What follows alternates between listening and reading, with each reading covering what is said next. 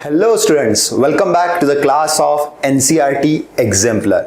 मैं हूं आपका दोस्त डॉक्टर रविंद्र धोटे और आप लोग जानते हैं कि हम लोग क्या कर रहे हैं यहाँ पे बायोलॉजी में एनसीईआरटी एग्जाम्पलर के सॉल्यूशंस यहाँ पे हम लोग डिस्कस कर रहे हैं बेटा। क्वेश्चंस, उसके आंसर्स और उसके बारे में थोड़ा सा एक्सप्लेनेशन। तो काफी दिनों से हम लोग करते आ रहे हैं, काफी चैप्टर्स हमारे हो गए और आज का हमारा जो टारगेट है छोटा सा चैप्टर है लेकिन क्वेश्चंस दमदार आते हैं इसमें से। नीट एग्जाम में पक्के से एक से नहीं तो दो क्वेश्चन आते हैं। चैप्टर का नाम है बच्चों रिप्रोडक्टिव हेल्थ। चलो विदाउट वेस्टिंग एनी टाइम हम लोग हमारे क्वेश्चंस की तरफ मूव करते हैं बेटा। So question number 1, the method of directly injecting a sperm into ovum in assisted reproductive technology is called as। तो ये पूरा कंसेप्ट चल रहा है बेटा टेस्ट ट्यूब बेबी का, जिसमें लिखा है असिस्टेड रिप्रोडक्टिव टेक्नोलॉजी, जिसको हम लोग कॉमनली टेस्ट ट्यूब बेबी बोलते हैं। इसमें उन्होंने पूछा है कि वो मेथड का नाम बताइए जिसमें हम लोग स्पर्म्स को ओवम में डायरेक्टली इंजेक्ट करते हैं। तो वो वाला कंसेप्ट है सर, ये थर्ड वाला है। This is the answer, ICSI। मैं फुल फॉर्म लिख देता हूं, आपको समझ में आ जाएगा। This is intra cytoplasmic sperm injection. मतलब सर इसमें हम लोग ओवम के साइटोप्लाज्म में स्पर्म्स को इंजेक्शन के थ्रू डायरेक्टली इंसर्ट कर रहे हैं। सर ये सिचुएशन कब आती है? जब कपल में ऐसा तय हुआ है कि भाई हम लोग स्पर्म्स डोनर से नहीं लेंगे, हम लोग हमारे ही स्पर्म्स इस्तेमाल करेंगे, लेकिन वो स्पर्म्स जो हेल्दी स्पर्म्स है उनकी क्वांटिटी बहुत कम है। तो उस दौरान हेल्दी स्पर्म जब बहुत कम हो जाते हैं तो उसे हम लोग इंजेक्शन में भरते और लेबोरेटरी के अंदर ओवम के अंदर डायरेक्टली इंजेक्ट कर देते ताकि फर्टिलाइजेशन प्रोसेस एंश्योरली हो जाए। ठीक है, तो ये रही ICSI intra cytoplasmic sperm injection. बाकी के फुल फॉर्म में आपको बता देता हूं। ये रहा gift, that is a gamete intra fallopian transfer. Sir ये क्या है, नाम से समझने की कोशिश कीजिए बेटा। हमने यहां पे गैमेट किधर ट्रांसफर किया? फैलोपियन ट्यूब में। एक्चुअली कौन से गैमेट की बात चल रही? तो ओवम। याद रखना बेटा, हमने ये गिफ्ट दिया है फीमेल को, एक ऐसी लेडी जिसमें ओवम बनने में परेशानी हो रही है, गैमेट बनने में परेशानी हो रही है। तो हमने डोनर का ओवम लिया और उसके फैलोपियन ट्यूब में उसको प्लेस कर दिया बेटा। तो याद रखना, गिफ्ट कभी भी किसे दिया जाता है? फीमेल को दिया जाता है। मेल को कहां गिफ्ट मिलता है बेटा? फीमेल को गिफ्ट दिया जाता है। तो हमने उसे क्या गिफ्ट दिया? उसका सबसे बेस्ट गिफ्ट हमने उसे दिया ओवम, जिसकी उसे सबसे ज्यादा जरूरत थी बेटा। ठीक है, और नेक्स्ट है जिफ्ट। जिफ्ट का मैं यहां लिख देता हूं। जिफ्ट का फुल फॉर्म है बच्चों जायगोट इंट्रा फैलोपियन ट्रांसफर। इसमें हमने क्या किया मैं बता देता हूं। ये वाला कंसेप्ट टेस्ट ट्यूब बेबी का है। टेस्ट ट्यूब बेबी मतलब सर हमने यहां पे फर्टिलाइजेशन आउटसाइड द बॉडी करते। एक्सपेरिमेंट है सर, मतलब लेबोरेटरी के अंदर सारी कंडीशंस जो बॉडी के अंदर होनी चाहिए वैसी कंडीशंस तैयार करते हैं। ओवम लेते, स्पर्म लेते, उनको फर्टिलाइज करते। अब ये फर्टिलाइजेशन आउटसाइड द बॉडी हुआ तो दैट्स व्हाई हम लोग बोलते हैं इसको टेस्ट ट्यूब बेबी। लेकिन फर्टिलाइजेशन के बाद जब जाइगोट बना तो उस जाइगोट को हम लोग उठा के फैलोपियन ट्यूब में ट्रांसफर कर देते ताकि बाकी की प्रेगनेंसी जैसी चलती थी वैसी कंटिन्यू हो सके। सो उसको बोलते हैं zygote intra fallopian transfer. And the fourth option is embryo transfer. ET बोले तो क्या है बेटा? Embryo transfer. जब आप लोग एम्ब्रियो को थोड़ा बड़ा होने देते हो टेस्ट ट्यूब के अंदर या पेट्री डिश के अंदर, मतलब मैं समझा नहीं सर, 8 सेल स्टेज अबव क्या होता है? जब जाइगोट बनता है तो सेल डिवीजन में जाता है माइटोसिस में और फटाफट एम्ब्रियो बनाने की कोशिश करता है। जब ये एम्ब्रियो 8 सेल्स के ऊपर हो जाता है, 8 सेल के ऊपर हो जाता है, तब हम इसे एम्ब्रियो ट्रांसफर बोलते हैं। मतलब बॉडी के अंदर हम डालेंगे लेकिन अब फैलोपियन ट्यूब में नहीं डालेंगे, उसको डालेंगे हम लोग किसके अंदर? यूट्रस के अंदर। सो एम्ब्रियो ट्रांसफर बोले तो यूट्रस के अंदर ट्रांसफर करना होता है। तो बेटा आंसर तो हमारा ये था ICSI, बाकी मैंने आपको एक्सप्लेन कर दिया। चलिए बहुत बढ़िया, अगले क्वेश्चन की तरफ बढ़ते हम लोग। Increase IMR and decrease MMR in a population will. अब सर सबसे पहले ना ये टर्म्स को समझना जरूरी है।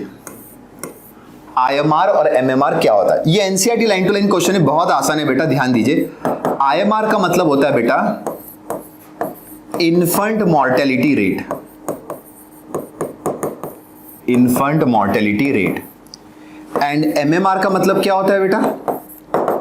That is maternal mortality rate.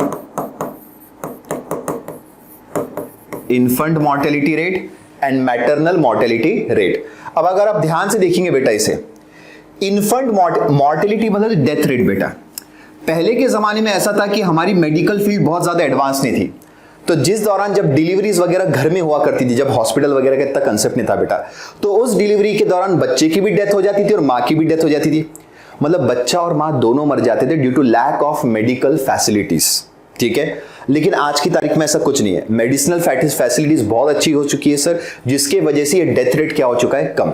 तो हम लोग क्या बोल रहे हैं, अगर इन्फेंट और मैटरनल दोनों के डेथ रेट अगर कम हो गए हैं तो पॉपुलेशन क्या होंगी बेटा, इंक्रीज। पॉपुलेशन क्या होंगी बेटा, इंक्रीज। ये लॉजिक बनता है। लेकिन क्वेश्चन में क्या दिया गया, ध्यान से सुनिए। इन्होंने दिया there is a increase infant mortality rate, मतलब बच्चों का डेथ रेट बढ़ रहा है, but there is a decrease in maternal mortality rate. Mother का डेथ रेट क्या हो रहा है, कम, और बच्चों का डेथ रेट बढ़ रहा है। तो सर पॉपुलेशन बढ़ेगी क्या घटेगी, बेटा ये तो कांस्टेंट रेट में, क्योंकि एक मर रहा है और एक जी रहा है, तो ये क्या होगी, कांस्टेंट रेट में। तो बेटा ये देखिए, not cause significant change in the growth rate, मतलब पॉपुलेशन की जो ग्रोथ रेट रहती है उसमें कोई फर्क नहीं पड़ेगा, क्योंकि एक मर रहा है तो एक जी रहा है, 1-1 बैलेंस हो रहा है, एक गया एक आया, इस तरह से। तो अगर ये दोनों भी समझो, यहां पर डिक्रीज, देखो यहां पे क्वेश्चन में क्या किया, इंक्रीज किया गया। अगर ये डिक्रीज होता, दोनों डिक्रीज होते, तो that is definitely result in explosive population, मतलब पॉपुलेशन बहुत ज्यादा बढ़ जाती, दोनों जी रहे तो। लेकिन एक मर रहा है और एक जी रहा है तो पॉपुलेशन बैलेंस हो गई। तो मतलब सर लिखा है ना, there is not cause significant change in the growth rate. Question ध्यान से पढ़ना, बच्चे क्या करते, गड़बड़ में पढ़ लेते और डी वाला ऑप्शन टिक कर लेते। आंसर इसका क्या आएगा बेटा, सी आएगा। चलो बढ़िया, समझ में आ गया आपको, आगे बढ़ते। Intensely lactating mothers do not generally conceive due to, very good concept, ये बर्थ कंट्रोल मेथड में आता है बेटा। इंटेंसली लैक्टेटिंग मदर्स, मतलब ये बात चल रही बेटा, प्रेगनेंसी के बाद जब डिलीवरी हुई और डिलीवरी के बाद जब नरिशमेंट की नौबत आई, मतलब आफ्टर डिलीवरी बच्चे को नरिशमेंट देना पड़ेगा, दूध पिलाना पड़ेगा, राइट, तो उसको बोलते हैं लैक्टेशन फेज। क्या बोलते हैं बेटा, लैक्टेशन फेज। अब सर लैक्टेशन फेज में कौन सा हार्मोन डोमिनेटिंग होता है, प्रोलैक्टिन, और ये हार्मोन इतना डोमिनेंट होता है कि मेंस्ट्रुअल साइकिल को आने नहीं देता। मतलब सर ये हार्मोन आपके गोनाडोट्रोपिक हार्मोन जैसे एफएसएच और एलएच, इनको सप्रेस करके रखेगा। अगर ये दोनों हार्मोन तुरंत आ गए, जैसे अभी डिलीवरी हुई और तुरंत ही मेंस्ट्रुअल साइकिल स्टार्ट हो गई, तो that is not good for the mother's health. तो जनरली क्या करते, बोलते भगवान ने ऊपर से सिस्टम बना के भेजा है कि डिलीवरी के बाद मां को कम से कम 6 महीने का रिलैक्सेशन मिलना चाहिए, क्योंकि उसे बच्चे को भी नरिशमेंट करना है, तुरंत मेंस्ट्रुअल साइकिल स्टार्ट नहीं होनी चाहिए। तो ये जो प्रोलैक्टिन हार्मोन है, ये हार्मोन जनरली क्या करता है, गोनाडोट्रोपिक हार्मोन्स की एक्टिविटी को सप्रेस करके रखता है, जिसकी वजह से मेंस्ट्रुअल साइकिल आती नहीं। जनरली इस कंडीशन को हम लोग बोलते हैं लैक्टेशनल अमेनोरिया। अमेनोरिया का मतलब होता है एब्सेंस ऑफ मेंस्ट्रुअल साइकिल, और लैक्टेशन मतलब during the breast feeding phase, and it is done by which hormone बेटा, प्रोलैक्टिन हार्मोन। तो देखिए, intensely lactating mothers do not generally conceive, वो जनरली प्रेग्नेंट क्यों नहीं होती, क्योंकि उसकी मेंस्ट्रुअल साइकिल क्या है, एब्सेंट। और मैं ये भी बता देता हूं, लैक्टेशनल अमेनोरिया कब तक रहता है, at least 6 months after delivery. Delivery के बाद जो पहले 6 महीने रहते हैं मिनिमम, उतना तो लैक्टेशनल अमेनोरिया रहेगा। तो suppression of gonadotropins, hyper secretion of gonadotropins, suppression of gamete transfer, suppression of fertilization, बेटा फर्स्ट आंसर है, क्योंकि वो लोग एफएसएच और एलएच की एक्टिविटी को क्या करेगा, स्टॉप। कौन स्टॉप करेगा, प्रोलैक्टिन हार्मोन। तो बहुत बेसिक कंसेप्ट है, that is a purely concept of lactational amenorrhoea. यहां तक बात समझ में आ गई बेटा, चल आगे बढ़ते। Sterilization technique are generally foolproof methods of contraception with least side effects. सबसे पहले बात किसकी चल रही है, स्टेरिलाइजेशन टेक्निक बोले तो ये सर्जिकल प्रोसेस है बर्थ कंट्रोल का। अब इसमें 2 टेक्निक आते हैं, मेल में आती है वैसेक्टॉमी, मतलब वास डेफरेंस को कट कर दिया जाता है, और फीमेल में आती है ट्यूबेक्टॉमी, जिसमें फैलोपियन ट्यूब्स को कट कर दिया जाता है। मतलब there are 2 sterilization technique, surgical procedure for the birth control method. Yet this is the last option for the couples because अब सर इसके बारे में पूछा जा रहा है, इट इज ऑलमोस्ट इरिवर्सिबल। ये एकदम करेक्ट है, क्योंकि सर्जरी कर दिया आपने, कट कर दिया, तो बेटा इसको रिवर्स करना मुश्किल हो जाता है, इसकी रिवर्सिबिलिटी बहुत ही पुअर होती है बेटा। ठीक है, मतलब ये मेथड अपनाने से पहले आपको ये सोचना चाहिए कि हमको करना है कि नहीं करना है फैमिली प्लानिंग प्रोग्राम। ठीक है, of the misconception that it will reduce the sexual urge. हाँ, इस मामले में एक मिसकंसेप्शन भी है कि अगर हमने वैसेक्टॉमी या ट्यूबेक्टॉमी कुछ तो भी करा लिया तो इससे हमारी जो सेक्सुअल अर्ज है, मतलब फॉर सेक्सुअल एक्साइटमेंट के लिए जो थी ना सेक्सुअल अर्ज, एक इच्छा, वो खत्म हो जाएंगी क्या? ऐसा कुछ नहीं है, क्लियर लिखा है, मिसकंसेप्शन है, मिसकंसेप्शन, राइट? तो ये पॉइंट भी क्या आ रहा है? सही आ रहा है। It is a surgical procedure, correct, छोटी सी सर्जरी रहती है बेटा, ये भी करेक्ट है। Of lack of sufficient facilities in many parts of the country, ये भी करेक्ट है। मतलब मेरा बताने का क्या मतलब है, बहुत सारे बर्थ कंट्रोल मेथड है, लेकिन जो दूसरे बर्थ कंट्रोल मेथड होते हैं वो होता है टेम्पररी बर्थ कंट्रोल मेथड, और ये वाला क्या है? परमानेंट, एक बार सर्जरी कर दी काम खत्म। अब टेम्पररी जो बर्थ कंट्रोल मेथड्स है उसमें बहुत सारी चीजें आती, लेकिन हर जगह वो चीज अवेलेबल नहीं है। तो इसलिए फाइनली डॉक्टर्स क्या बोलते हैं, भैया आपकी फैमिली कंप्लीट हो गई, हम दो हमारे दो का नारा इंडिया में चल रहा है, तो आपकी फैमिली कंप्लीट हो गई, अब एक काम करो, डायरेक्टली आप स्टरलाइजेशन टेक्निक अपना लो, ठीक है? तो भैया इसका आंसर आने वाला है फोर्थ, राइट? मतलब सर सारे ही ऑप्शंस यहां पे क्या आ रहे हैं? करेक्ट आ रहे, मैचिंग करते हुए आ रहे बेटा, ठीक है? तो sterilisation, vasectomy and tubectomy. Next, a national level approach to build up a reproductively healthy society was taken up in our country in, answer is 1950s, more correct is 1951। सबसे पहले इंडिया ही वो पहली कंट्री थी पूरे world में जिन्होंने family planning programme, मतलब birth control methods को अपनाया था 1951 में। और नेशनल लेवल अप्रोच का मतलब क्या होता है? कंट्री लेवल पे, मतलब पूरे देश में एक साथ जाहिर कर दिया गया था कि भाई जिनकी फैमिली कंप्लीट है उनका फैमिली प्लानिंग प्रोग्राम अप्लाई कर दिया जाए, मतलब वैसेक्टॉमी और ट्यूबेक्टॉमी कंपलसरी कर दिया जाए to control the population, to control the population, ठीक है? तो ये 1951 में पहला कदम उठाया गया था, तो उसको 1950s ऐसा करके अपन ने दिया हुआ है। और मैंने क्या कहा था, पूरे वर्ल्ड में इंडिया ही वो कंट्री थी बेटा ये कदम उठाने पड़े क्योंकि पॉपुलेशन अपनी बहुत तेजी से बढ़ रही थी, और उस समय हमारे देश की हालत इतनी अच्छी नहीं थी कि हम सबको खाना प्रोवाइड कर सके, सबको जॉब्स प्रोवाइड कर सके, इसलिए कैसे न कैसे करके हमको बर्थ कंट्रोल करना ही जरूरी था बेटा। तो उसके लिए family planning programmes, various techniques या फिर वैसेक्टॉमिक, ट्यूबेक्टॉमिक, ये चीजें अप्लाई की गई थी, ठीक है? चलो next, emergency contraceptives are effective if used within. तो पहले मैं आंसर बता देता हूं, 72 आवर्स ऑफ क्वाइटस, क्वाइटस बोले तो सेक्सुअल इंटरकोर्स, ठीक है? इमरजेंसी कॉन्ट्रासेप्टिव का मतलब क्या होता है? कॉन्ट्रासेप्टिव बोले तो बर्थ कंट्रोल। जनरली इमरजेंसी बोले तो हम इसका जिक्र इसमें कर रहे हैं कि जैसे कोई अनवांटेड सेक्सुअल एक्टिविटी हो चुकी, जैसे हम लोग बोलते हैं रेप केसेस, किसी व्यक्ति का रेप हुआ है, अब उसको हम मेडिकल चेकअप के लिए लेके तो जा रहे हैं हॉस्पिटल में क्योंकि उसने कंप्लेंट दाखिल की, अब मेडिकल चेकअप के लिए लेके जा रहे हैं, लेकिन पहले कोशिश ये होती कि भाई वो प्रेग्नेंट ना हो जाए, रेप की वजह से वो प्रेग्नेंट ना हो जाए, तो उसे इमरजेंसी में हमको कोई ना कोई बर्थ कंट्रोल मेथड देना पड़ेगा। और वो बर्थ कंट्रोल मेथड उसके सेक्सुअल, मतलब उसका जब रेप हुआ है उसके 72 आवर्स के अंदर अगर आप देंगे तो ज्यादा इफेक्टिव रहेगा। सर मुझे एक बताइए, ऐसा कौन सा बर्थ कंट्रोल मेथड है जो हमने को तुरंत देना चाहिए? गोलियां बेटा, पिल्स। सो इमरजेंसी कॉन्ट्रासेप्टिव में हम लोग पिल्स का इस्तेमाल करते हैं, पेशेंट को गोलियां खिला देते हैं, जिसकी वजह से क्या होता है, अगर गलती से प्रेगनेंसी हो भी गई तो उसको हम टर्मिनेट कर सके, उसको क्या कर सके बेटा? टर्मिनेट कर सके। अब हमेशा रेप केसेस की बात नहीं होती, समझो मान लो किसी कपल ने सेक्सुअल एक्टिविटी कर दी and they are not ready for the baby, मतलब वो लोग रेडी नहीं है बच्चे के लिए, अभी उन्होंने प्लान नहीं किया, लेकिन गलती से अब बोलते ना अनवांटेड प्रेगनेंसी हो चुकी है, तो उस समय भी आप ये वाली गोलियां, पिल्स, और विद इन 72 आवर्स आप इस्तेमाल कर सकते हो, ठीक है? सो याद रखना है emergency contraceptive 72 hours of coitus, ये आपको याद रखना है, ठीक है? Next, choose the right one among the statements given below. अपने क्या ढूंढना है बेटा? राइट, बॉक्स कर दिया उसको, राइट ढूंढना है। IUDs are generally inserted by the user herself, never.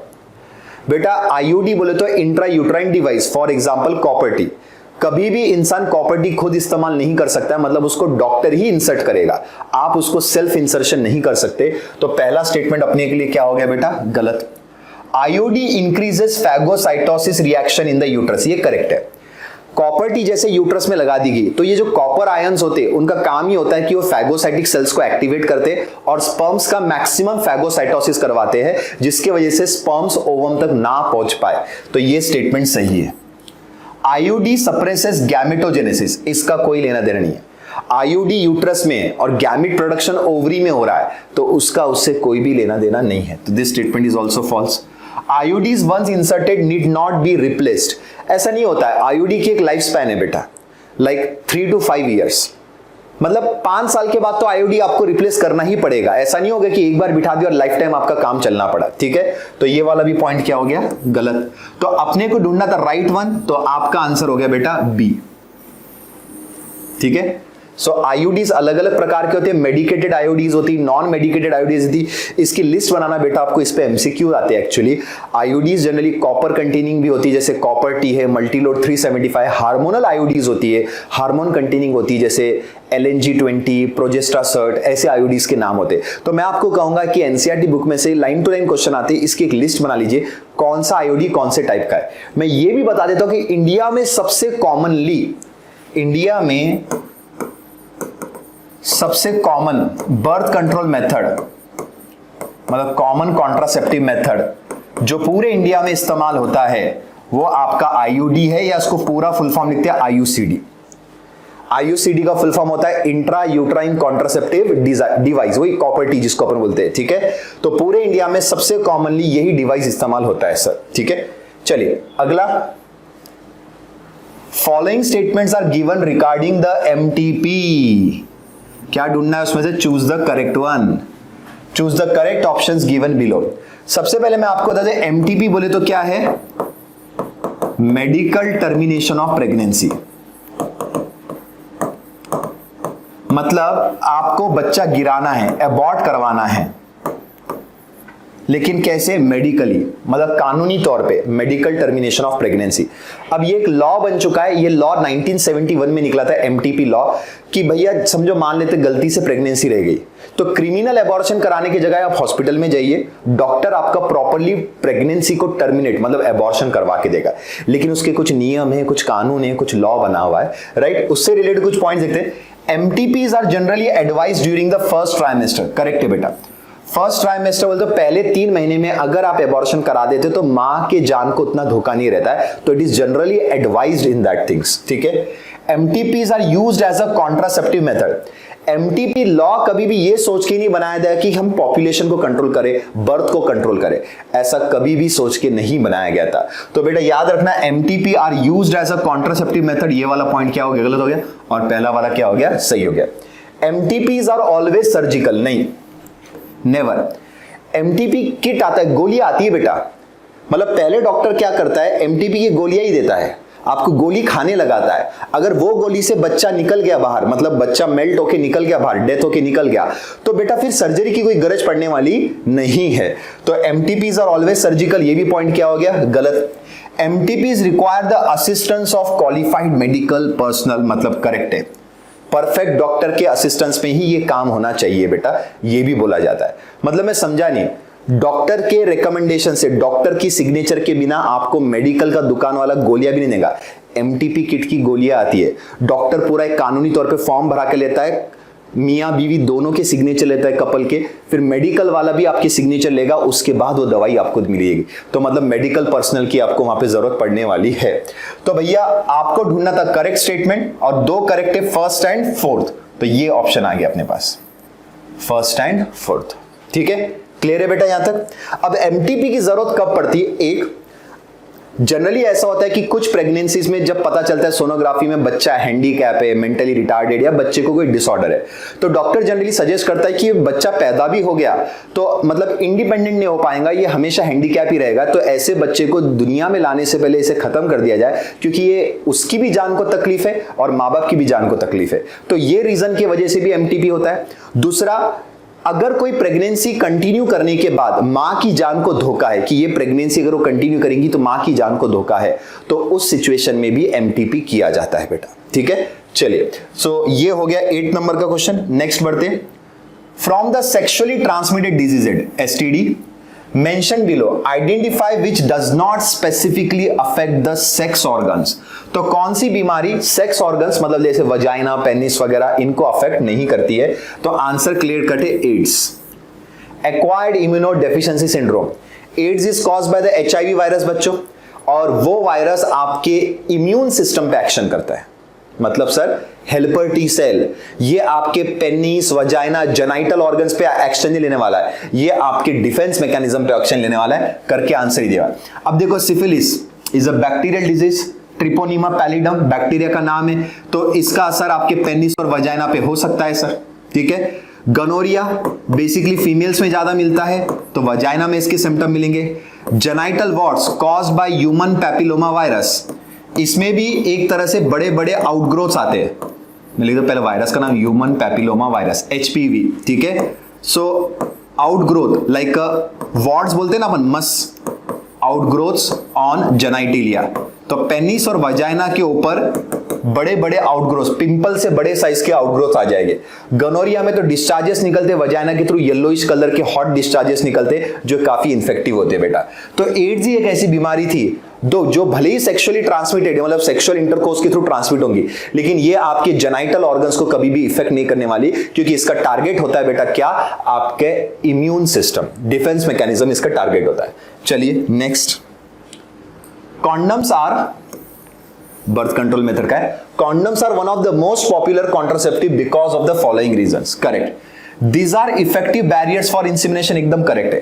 Condoms are generally used by males, और कॉन्डम्स एक जनरली रबर का शीट होता है, लैटेक्स का बना हुआ, जो स्पर्म्स के ट्रांसपोर्ट को रोकता है फीमेल के अंदर, ठीक है। तो barrier for the insemination. They do not interfere with the coital act. Coital act मतलब sexual activity, sexual intercourse. Condom लगाने के बाद कोई भी सेक्सुअल एक्टिविटी हैम्पर नहीं होती है, इंटरफेयर नहीं होती है, ठीक है। This helps in reducing the risk of STD, correct. Maximum sexually transmitted disease sexual intercourse के दौरान ट्रांसफर होते हैं। अगर आप कॉन्डम लगा के सेक्सुअल इंटरकोर्स कर रहे हैं तो ये डिजीज ट्रांसफर नहीं हो सकते। क्यों? क्योंकि मैक्सिमम जो बीमारियां होती है वो जेनाइटल के फ्लूइड्स में होती है, जैसे पेनिस में से जो सीमेन जाता है, वजाइना का जो सिक्रीशन आता है, ये लिक्विड्स जो होते हैं इसके अंदर माइक्रो ऑर्गेनिजम्स होते हैं। अब ये लिक्विड अगर दूसरे पर्सन की स्किन के कांटेक्ट में आ जाए तो the disease will get transmit. लेकिन कॉन्डम वो एक बैरियर शीट बनाता है जिससे लिक्विड एक दूसरे के कांटेक्ट में नहीं आते। सो सारे पॉइंट्स एकदम क्लियर है, तो answer will be all of this. Condoms को बेस्ट कॉन्ट्रासेप्टिव मेथड इसलिए बोला जाता है, बर्थ कंट्रोल तो कर रहा है लेकिन बीमारियों को फैलने से भी रोक रहा है। That's why condoms are generally used, right. क्योंकि सर मतलब बर्थ कंट्रोल तो है ही, लेकिन बीमारियों से भी, मतलब जो भी सेक्सुअली ट्रांसमिटेड इंफेक्शन है उससे ही आपको बचाएगा। मतलब ये एड्स से भी बचाएगा बेटा आपको। समझो किसी के साथ सेक्सुअल एक्टिविटी हो गई, सामने वाले को एड्स था ये आपको पता नहीं है, लेकिन अगर आपने कॉन्डम इस्तेमाल किया था तो आपको वो एड्स नहीं होगा बेटा, ठीक है। चलो next, choose the correct statement regarding the ZIFT procedure. तो सबसे पहले स्टार्टिंग में मैंने ज़िफ्ट का फुल फॉर्म बताया, तो बेटा क्या है, जाइगोट इंट्राफेलोपियन ट्रांसफर। जाइगोट को फैलोपियन ट्यूब में ट्रांसफर करना है। Ova collected from a female donor are transferred to the fallopian tube to facilitate the zygote formation. ये जो पहला स्टेटमेंट है ये एक्चुअली गिफ्ट से रिलेटेड है। This is a definition of GIFT, कि हम लोग गैमेट को जब ट्रांसफर करते हैं, राइट, तो वो उसके बारे में लिखा है। Zygote is collected from the female donor and transferred to the fallopian tube. Zygote is collected from the female donor, transferred to the uterus. Ova collected from the, यही आंसर आएगा बेटा, मतलब this is going to be the answer. Zygote is collected from the female donor and transferred to the fallopian tube. यहाँ पे बस एक point क्या गलत हो गया, फीमेल डोनर लिखा हुआ है। जाइगोट जनरली ये लोग क्या करते हैं मैं आपको बताता हूँ। जाइगोट ये लोग टेस्ट ट्यूब में से कलेक्ट करते और फिर फैलोपियन ट्यूब में ट्रांसफर करते। अब एक्चुअली इसमें से एक भी ऑप्शन मैच नहीं कर रहा है, बस बी के अलावा, नहीं तो बी का स्टेटमेंट यहां थोड़ा गलत हो गया। Zygote is collected from female donor के अलावा आप लिख सकते फ्रॉम अ टेस्ट ट्यूब, और इसको ट्रांसफर कर सकते इनटू द फैलोपियन ट्यूब, ठीक है। चलिए बढ़िया। Next question, the correct surgical procedure as a contraceptive. Correct और कौन सी सर्जिकल प्रोसीजर कॉन्ट्रासेप्टिव मेथड बोले तो क्या बोला गया, बर्थ कंट्रोल मेथड। तो ओविरेक्टॉमी मतलब ओवरीज का रिमूवल, हिस्टेरेक्टॉमी मतलब यूट्रस का रिमूवल, वैसेक्टॉमी बोले तो वास डेफरेंस का कट, और कास्ट्रेशन बोले तो रिमूवल ऑफ टेस्टिस। तो आंसर इज दिस। दो ही थे, वैसेक्टॉमी और ट्यूबेक्टॉमी, ठीक है। कास्ट्रेशन तो रिमूवल ऑफ टेस्टिस है, हिस्टेरेक्टॉमी रिमूवल ऑफ यूट्रस है, और ओविरेक्टॉमी रिमूवल ऑफ क्या है बेटा, ओवरीज है, ठीक है। सो आंसर क्या आएगा आपका, वैसेक्टॉमी, मेल में होता है generally. Next and the last question बच्चों ध्यान देंगे, diaphragms are the contraceptive devices. Correct, female में इस्तेमाल होते। डायफ्राम्स बोले थे एक शीट, एक शीथ जैसा, शील्ड जैसा एक स्ट्रक्चर होता है जो फीमेल इस्तेमाल करती है। Choose the correct option from the statement given below. मैं जनरली बता देता हूं, डायफ्राम से ना वजाइना से अंदर इंसर्ट करके सर्विक्स पे लगाए जाते हैं। सर्विक्स को बंद किया जाता है जिससे स्पर्म वजाइना में रहे और ऊपर यूट्रस तक ना जा पाए। मतलब वजाइना और यूट्रस के बीच का जो कम्युनिकेशन होता है सर्विक्स, उसको बंद करना है अपने को। डायफ्राम सेल्फ यूज होते हैं, फीमेल खुद इस्तेमाल कर सकती है, डॉक्टर की गरज नहीं पड़ती है। एंड डायफ्राम रीयूजेबल होती है, मतलब आफ्टर द सेक्सुअल एक्टिविटी आप डायफ्राम निकाल के उसको अच्छे से धो के पैक करके अच्छे से रख सकते हो for the next time usage. ठीक है, चलिए देखते हैं ऑप्शन क्या है। They are introduce into the uterus, एकदम यूट्रस बोलना गलत है। They are place to cover the cervical region, ये करेक्ट है, पहले वाला गलत था। They act as a physical barriers for sperm entry, ये भी करेक्ट है क्योंकि स्पर्म एंट्री को जाने नहीं देगा। They act as a spermicidal agent, नहीं, स्पर्मिसाइडल का मतलब होता है किलिंग द स्पर्म्स। अगर डायफ्राम को स्पर्मिसाइडल एजेंट बनाना है तो डायफ्राम के ऊपर जेली लगानी पड़ती, केमिकल्स होते हैं जो स्पर्म्स को किल करने में एक्सपर्ट होते हैं, लेकिन diaphragm itself is not a chemical agent, ये एक फिजिकल बैरियर है बेटा। तो 13th का आंसर अपना आ जाएगा second and third, this one, ये अपना आंसर है बेटा। ठीक है, तो चलिए बहुत बेहतरीन तरीके से हमने यहाँ पे रिप्रोडक्टिव हेल्थ को भी खत्म किया। मैं आपसे बोलूंगा, एक कोशिश करूंगा बेटा, रिक्वेस्ट रहेंगी कि आप लोग पहले पूरा चैप्टर पढ़िए रिप्रोडक्टिव हेल्थ, उसके बाद ये वेब सीरीज देखिए, क्योंकि मैं आपको एनसीईआरटी एग्जाम्पलर पढ़ा रहा हूं। मतलब ये कंसेप्ट है कि आपने एनसीईआरटी बुक पढ़ी है और उसके बाद मैं आपके क्वेश्चन सॉल्व करा रहा हूं। अगर आप डायरेक्ट क्वेश्चन सॉल्व करने चले गए ना तो फिर आपको जल्दी कुछ समझेगा नहीं। पहले थोड़ी थ्योरी पढ़ लो, फिर क्वेश्चन आंसर सॉल्व करने पे जाओ। अगर आपको थोड़ा भी नॉलेज है तो ये आसानी से समझ में आ जाएगा बेटा। चलिए बहुत जल्द मिलेंगे अगले चैप्टर के साथ, तब तक के लिए बेटा stay home, stay safe, stay connected. Time to time खाइए, टाइम टू टाइम सोइए और टाइम टू टाइम पढ़ाई भी कीजिए। बहुत जल्द बुलाएंगे। Tata, bye bye, take care.